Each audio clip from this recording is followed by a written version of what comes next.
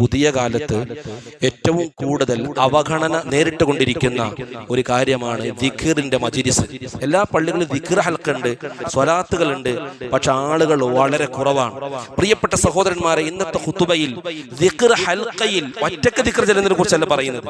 ഒരു കൂട്ടമായി സമൂഹമായി ദിക്ർ ചൊല്ലിയാൽ ലഭിക്കുന്ന ഒട്ടനവധി മഹത്വങ്ങളുണ്ട്, ശ്രേഷ്ഠതയുണ്ട്, ഫലങ്ങളുണ്ട്. ജനങ്ങൾ അതിനെക്കുറിച്ച് അജ്ഞരായതുകൊണ്ടാണ് പലപ്പോഴും ദിക്ർ ഹൽക്കയിൽ പങ്കെടുക്കാതിരിക്കുന്നത് എന്നുള്ളതാണ് വസ്തുത. പ്രിയപ്പെട്ട സഹോദരന്മാരെ, ഇന്നത്തെ ഖുതുബയിൽ സൂചിപ്പിച്ചിട്ടല്ലോ, അല്ലാഹു സുബ്ഹാനഹു വ തആല പരിശുദ്ധമായ ഖുർആനിൽ കൂട്ടമായി ദിക്ർ ചൊല്ലുന്നതിനെ കുറിച്ച് പറയുന്നുണ്ട്. ഇന്ന് നമ്മൾ ഓതിയ സൂറത്ത് കഹ്ഫിലുണ്ടല്ലോ, വസ്ബിർ നഫ്സക മഅല്ലദീന യദ്ഊന റബ്ബഹും, അല്ലാഹുവിന് വേണ്ടി ദുആ ചെയ്യുന്ന ദിക്ർ ചൊല്ലുന്ന ആളുകളുണ്ട്, അവരോടുകൂടെ നിങ്ങൾ ഇരിക്കണേ.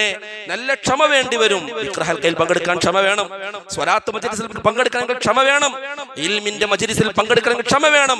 അതുകൊണ്ടാണ് വസ്ബിർ, ക്ഷമിക്കണം, നിന്റെ നഫ്സിനെ നീ തടഞ്ഞിടണം.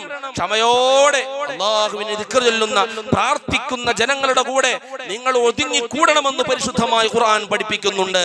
ദിക്ർ ഹൽക്കയുമായി ബന്ധപ്പെട്ടുള്ള ചർച്ചയിലെല്ലാം മഹാന്മാരെ മുഫസ്സിരീങ്ങളും മുഹദ്ദിസീങ്ങളും പണ്ഡിതന്മാരും ഈ ആയത്ത് ആമുഖമായി വെച്ചിട്ടാണ് അവതരിപ്പിക്കുന്നത്. പ്രിയപ്പെട്ട സഹോദരന്മാരെ, അല്ലാഹുവിന്റെ റസൂൽ മുഹമ്മദ് റസൂലുള്ളാഹി സ്വല്ലല്ലാഹു അലൈഹി വസല്ലം തങ്ങൾ കൂട്ടമായി ദിക്ർ ചൊല്ലുന്നതിന്റെ എത്രമാത്രം പ്രത്യേകതകളാണ് പഠിപ്പിച്ചിട്ടുള്ളത്. ഒരു ജനത അല്ലാഹുവിനെ ദിക്ർ ചൊല്ലാൻ വേണ്ടി ഒരുമിച്ച് കൂടുകയാണെങ്കിൽ അവർക്ക് അല്ലാഹുവിൽ നിന്നുള്ള പ്രത്യേകമായ കാരുണ്യം ഇറങ്ങുമെന്നാണ്, അവർക്ക് സമാധാനമുണ്ടാകുമെന്നാണ്.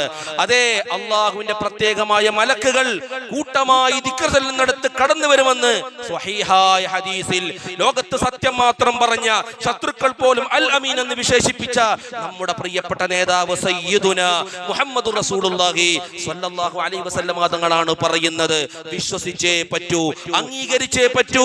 അത് അവഗണിച്ചാൽ, അതിനെ നിഷേധിച്ചാൽ ഇസ്ലാമിൽ നിന്ന് ഔട്ടായി പോകും. പ്രിയപ്പെട്ട സഹോദരന്മാരെ, മുത്തനബി പഠിപ്പിക്കുകയാണ്, അതെ, അല്ലാഹു ഇന്ന ലില്ലാഹി മലായികതൻ സയ്യാറതൻ ഫുളല യതതബ്ബഊന മജാലിസ ദിക്ർ, ദിക്റിന്റെ മജ്‌ലിസ് അന്വേഷിച്ച് നടക്കുന്ന പ്രത്യേകം സ്പെഷ്യൽ മലക്കുകൾ. അതെ, ആ മലക്കുകൾക്ക് മലായിക സയ്യാറ എന്നാണ് പേര് വിശേഷിപ്പിക്കപ്പെടുന്നത്. ശ്രേഷ്ഠരായ പ്രത്യേകം കറങ്ങി നടക്കുകയാണ്. ലോകത്തിന്റെ വ്യത്യസ്തമായ കോണുകളിലൂടെ ആ മലക്കുകൾ കറങ്ങി നടക്കുകയാണ്. അവർക്ക് ഒരേ ഒരു ഡ്യൂട്ടിയേ ഉള്ളൂ. എവിടെയാണ് ദിക്റിന്റെ മജ്‌ലിസ് നടക്കുന്നത് അത് അന്വേഷിക്കുകയാണ് അവരുടെ ഡ്യൂട്ടി. അങ്ങനെ എവിടെയെങ്കിലും ദിക്ർ ഹൽക്ക നടക്കുന്ന സ്വലാത്തിന്റെ മജ്‌ലിസ് അവർ കാണുകയാണെങ്കിൽ അവർ അവിടെ കൂട്ടമായി ഇരിക്കുകയാണ്.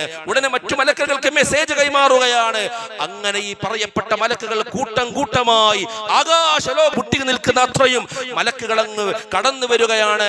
ആ മജ്‌ലിസിനെ പൊതിയുകയാണ്. അവർക്ക് പ്രത്യേകം കാരുണ്യത്തിന്റെ ചിറകുകൾ വിരിച്ചു കൊടുക്കുകയാണ്.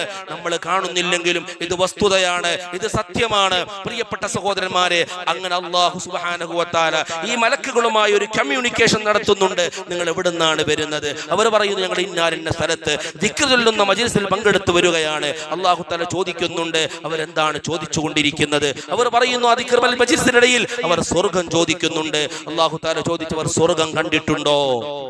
മലക്കുകൾ പറഞ്ഞു, സ്വർഗം കണ്ടിട്ടില്ല. അവർ സ്വർഗം വിശ്വസിച്ചിട്ടുണ്ട്. അല്ലാഹു ചോദിക്കുന്നു, സ്വർഗം കണ്ടാലോ? സ്വർഗം അവരെങ്ങാനും കണ്ടാൽ അവരുടെ ചോദ്യം ഇതിനേക്കാളും ഉഷാറാവുകയും ആ സ്വർഗം കിട്ടുന്ന വിഷയത്തിൽ അവർ അത്യാഗ്രഹമുള്ളവരാവുകയും മാറും. സ്വർഗം കാണാതെ തന്നെ സ്വർഗത്തിൽ വിശ്വസിച്ചിട്ട് സ്വർഗം ചോദിക്കുന്നവരാണ്. അല്ലാഹു ചോദിക്കുന്നവർ എന്തിനെ തൊട്ടാണ് കാവൽ ചോദിക്കുന്നത്? അല്ലാഹു പറയും, മലക്കുകൾ പറയുന്നു, നരകത്തെ തൊട്ടാണ്. അല്ലാഹു ചോദിക്കുന്നവർ നരകം കണ്ടിട്ടുണ്ടോ? മലക്കുകൾ പറയുന്നു, നോ, അവർ നരകം കണ്ടിട്ടില്ല. അല്ലാഹുവിന്റെ ചോദ്യം, അവർ നരകം കണ്ടാലോ? അവർ പറയുന്നു, നരകം കണ്ടാൽ പിന്നെ അവർ സുബ്ഹാനല്ലാഹ് ആ നരകത്തിൽ നിന്ന് നിലവിൽ അവർ ഒളിച്ചോടുന്നതിനേക്കാളും കൂടുതൽ പരിശ്രമങ്ങൾ നടത്തി ആ നരകത്തിൽ നിന്ന് രക്ഷപ്പെടാൻ അവർ കൂടുതലായി പ്രയത്നിക്കുമെന്ന് മലക്കുകൾ പറയുകയാണ്. അല്ലാഹു തആല മലക്കുകളെ സാക്ഷി നിർത്തിയിട്ട് ആ മലക്കുകളോട് ആ ദിക്ർ ചൊല്ലുന്ന ആളുകളെ പ്രശംസിക്കുകയാണ്, അവർ പ്രത്യേകം പ്രകീർത്തിക്കുകയാണ്. എന്നിട്ട് മലക്കുകളെ സാക്ഷി നിർത്തിയിട്ട് പറയുന്നു, ആ മജ്‌ലിസിൽ പങ്കെടുത്ത ദിക്ർ ഹൽക്കയിൽ പങ്കെടുത്ത ആളുകൾക്ക് ഞാൻ പുറത്തു കൊടുത്തിരിക്കുന്നു. അവരുടെ സയ്യിആത്തുകളെ ഹസനാത്തായി പകരമാക്കി കൊടുക്കുന്നു. പ്രിയപ്പെട്ട മുഅ്മിനീങ്ങളെ, നമ്മുടെ പാപങ്ങൾ പൊറുപ്പിക്കപ്പെടാൻ ദിക്ർ ഹൽഖ നമ്മൾ ഉപയോഗപ്പെടുത്തണേ.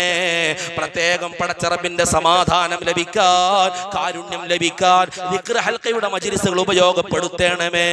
മലക്കുകളുടെ സാന്നിധ്യമുള്ള മജ്ലിസിൽ പങ്കെടുക്കാൻ താല്പര്യമുണ്ടെങ്കിൽ ദിക്ർ ഹൽഖയുടെ മജ്ലിസിൽ പങ്കെടുക്കണമേ. മാത്രമല്ല, ആ മജ്ലിസിൽ പങ്കെടുത്ത ആളുകൾക്കൊക്കെ പുറത്തു കൊടുക്കുമ്പോ ഒരു മലക്ക് പറയും, ആ മജ്ലിസിൽ ഒരാളുണ്ട്, അയാൾ മൊബൈലിൽ കളിച്ചുകൊണ്ടിരിക്കുക. നമ്മുടെ ഭാഷയിൽ പറഞ്ഞാല് അയാൾ ദിക്ർ ചൊല്ലാൻ വന്നതല്ല, വേറെന്തോ ഉദ്ദേശത്തിന് വന്നതാ, വലിയ ദിക്ർ ഹൽഖൊക്കെ നടക്കുന്നിടത്ത് ചിലപ്പോ മിഠായി കച്ചവടക്കാരുണ്ടാവും, പല വിധത്തിൽ പല ലക്ഷം വെച്ച് വന്ന ആളുകളൊക്കെ ഉണ്ടാകും. അങ്ങനെ ഒരാളതിലുണ്ട്, അയാൾക്ക് നീ പുറത്തു കൊടുത്തോ. അല്ലാഹു തആല പറഞ്ഞു, ആ കൂട്ടത്തിലുള്ള ആളുകൾക്കൊക്കെ പുറത്തു കൊടുക്കുമ്പോ ഇയാള് മാത്രം എന്തിനാ ബാക്കി നിർത്തുന്നത്, അയാൾക്ക് ഞാൻ പുറത്തു കൊടുത്തിരിക്കുന്നു എന്ന് അല്ലാഹു സുബ്ഹാനഹു തആല പറയുന്നു. ദിക്ർ ഹൽഖന്റെ മജ്ലിസിൽ വന്ന് അതെ ഒന്നും ചൊല്ലാതെ അവിടെ ഇരുന്നാൽ പോലും അദ്ദേഹത്തിന് മഗ്ഫിറത്ത് ലഭിക്കുമെന്ന് ലോകത്തിന്റെ നേതാവ് മുഹമ്മദ് റസൂലുള്ളാഹി സ്വല്ലല്ലാഹു അലൈഹി വസല്ലം തങ്ങൾ പഠിപ്പിക്കുന്നു. നമ്മുടെ ഈ പള്ളിയിൽ മാസം തോറും 2 മജ്ലിസുകൾ പ്രധാനമായി നടക്കുന്നുണ്ട്. ഒന്ന് അസ്മാഉൽ ബദർ മജ്ലിസാണ്, മറ്റൊന്ന് മഹദറത്തുൽ ബദരിയുടെ മജ്ലിസാണ്. അതുപോലെ നമ്മുടെ നാട്ടിലെ മദ്രസയിൽ എല്ലാ മാസവും ദിക്ർ ഹൽഖയുടെ മജ്ലിസ്, സ്വലാത്ത് മജ്ലിസ് നടക്കുന്നുണ്ട്.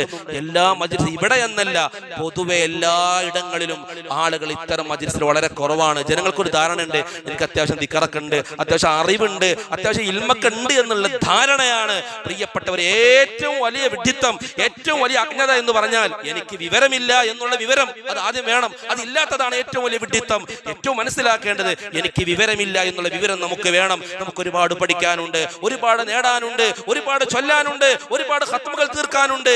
ഖബറിൽ കിടക്കുന്ന വിശ്വാസിയെ സംബന്ധിച്ചിടത്തോളം മുത്തനബി പറഞ്ഞത്, പടച്ചോനെ ജീവിച്ചിരിക്കുന്ന ആളുകൾ എനിക്ക് എന്തെങ്കിലും ചെയ്തിരുന്നെങ്കിൽ ഖബറെത്തുമ്പോഴാണ് ദുനിയാവിൽ നിന്ന് ചൊല്ലിയ ദിക്റും സ്വലാത്തൊന്നും മതിയാവുകയില്ല എന്ന് ബോധ്യപ്പെടുന്നത്. എന്റെ ഖുർആൻ പാരായണം, എന്റെ നിസ്കാരമൊന്നും എനിക്ക് മതിയാവുകയില്ല എന്ന് ബോധ്യപ്പെടുന്നത് ഖബറിൽ വെച്ചിട്ടാണ്. മുത്തനബി പഠിപ്പിച്ചു, സാധാരണഗതിയിൽ ഒരു മുസ്ലിം മരണപ്പെട്ടാൽ, എല്ലാവരെ കുറിച്ചല്ല, സാധാരണഗതിയിൽ പൊതുവെ ഒരു മുസ്ലിം മരണപ്പെട്ടാൽ ഖബറിൽ എത്തിക്കഴിഞ്ഞാൽ ഒഴുക്ക് വെള്ളത്തിൽ അകപ്പെട്ട പ്രതീതിയായിരിക്കും. ജീവിച്ചിരിക്കുന്ന ആളുകൾ എനിക്ക് വേണ്ടി ഇനി എന്തെങ്കിലും ചെയ്തിരുന്നെങ്കിൽ എത്ര നന്നായിരുന്നേനെ.